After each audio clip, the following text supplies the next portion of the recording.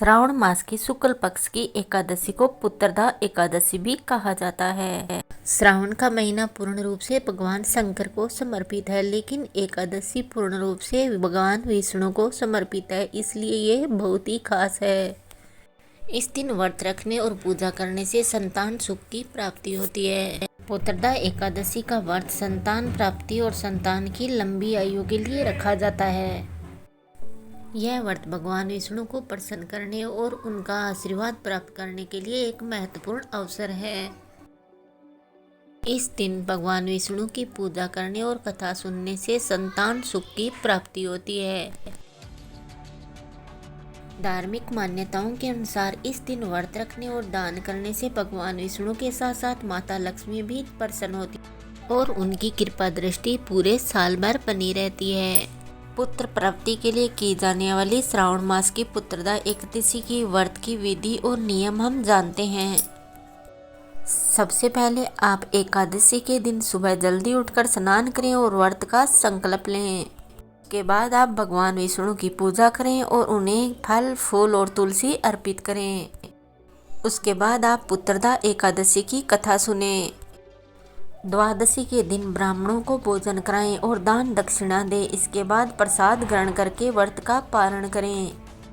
अगर आप संतान प्राप्ति के लिए व्रत का संकल्प ले रहे हैं तो संतान प्राप्ति के लिए गोपाल मंत्र का जाप करें। गोपाल मंत्र का जाप करने के बाद आप विष्णु चालीसा का पाठ भी कर सकते हैं, उसे भी बहुत ही शुभ माना गया है। पुत्रदा एकादशी का व्रत पति पत्नी दोनों को मिलकर करना चाहिए, इससे संतान सुख की प्राप्ति होती है। इस बार की एकादशी तो और भी महत्वपूर्ण है, क्योंकि इस बार एकादशी आ रही है वो 51 साल बाद आ रही है। इस पे बहुत ही दुर्लभ योग बन रही हैं। जो प्रथम योग बन रहा है वो है गुरु आदित्य योग।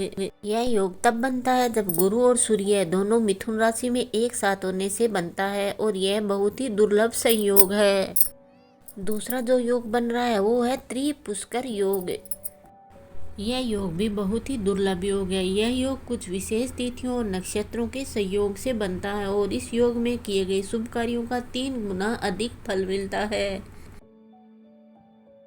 माने ज्योतिषियों की माने तो इस बार पुत्रदा एकादशी पर रवि और भद्रवास का शुभ योग बन रहा है। इन दोनों योगों में पूजा करना बेहद ही शुभ माना गया है।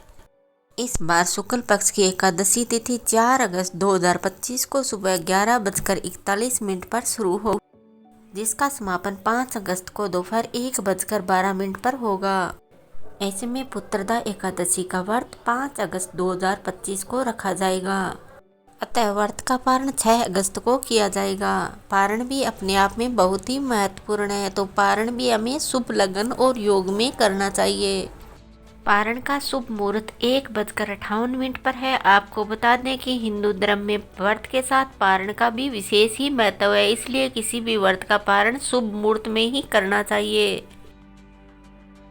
एकादशी पर शुभ मुहूर्त और समय यह रहेगा। पहला मुहूर्त है ब्रह्म मुहूर्त, जो 4:48 से 5:32 तक रहेगा। दूसरा है अभिजीत मुहूर्त, जो 12:19 से 1:10 रहेगा। अगला शुभ मुहूर्त है विजय मुहूर्त, जो 2:54 से 3:45 तक रहेगा। इसके बाद अंतिम मुहूर्त है गोधूली मुहूर्त, जिसका शुभ समय है 7:12 7:34 तक रहेगा। तो इस बार एकादशी पर ये 4 शुभ मुहूर्त है। इन 4 शुभ मुहूर्त में आप पूजा पाठ कर सकते हैं, जिससे आपको पुत्र रत्न की प्राप्ति होगी। इसके अलावा आप संतान की सुख के लिए भी इस व्रत को कर सकते हैं। अगर उन्हें कोई रोग, दोष या कष्ट हो तो वो इसका निवारण करती है। ये एकादशी बहुत ही शुभ और बहुत ही महत्वपूर्ण है। पुत्र प्राप्ति के साथ संतान सुख के साथ ये सुख, समृद्धि और लक्ष्मी की कृपा के लिए भी जानी जाती है। जहाँ विष्णु का वास वहाँ लक्ष्मी का निवास। इस दिन भगवान विष्णु की पूजा की जाती है, जिससे महालक्ष्मी बहुत ही प्रसन्न होती है और आपको सुख समृद्धि की प्राप्ति होती है। आपको विष्णु भगवान के साथ माता लक्ष्मी का भी आशीर्वाद प्राप्त होता है। इस बार की एकादशी पर तो बहुत सारे शुभ योग बन रहे हैं, तो ये और भी महत्वपूर्ण है। मैंने आज की वीडियो में व्रत की विधि, व्रत के नियम, व्रत के पारण का समय और व्रत की पूजा पाठ का समय दिया है। तो आप समय अनुसार सब कुछ करते हैं तो आपको उत्तम फल की प्राप्ति होती है। आप पर विष्णु भगवान और माता लक्ष्मी की कृपा पूरे साल भर बनी रहती है। अगर आप मेरे चैनल पर पहली बार विजिट कर रहे हैं तो आप मेरे चैनल को सब्सक्राइब कर लीजिए, बेल का बटन अवश्य दबाएं जिससे मेरी नई आने वाली वीडियो की नोटिफिकेशन आपको मिलती रहे। एक ऐसी ही नई आध्यात्मिक जानकारी के साथ मैं आपसे फिर मिलूंगी। तब तक जय श्री कृष्णा, राधे राधे।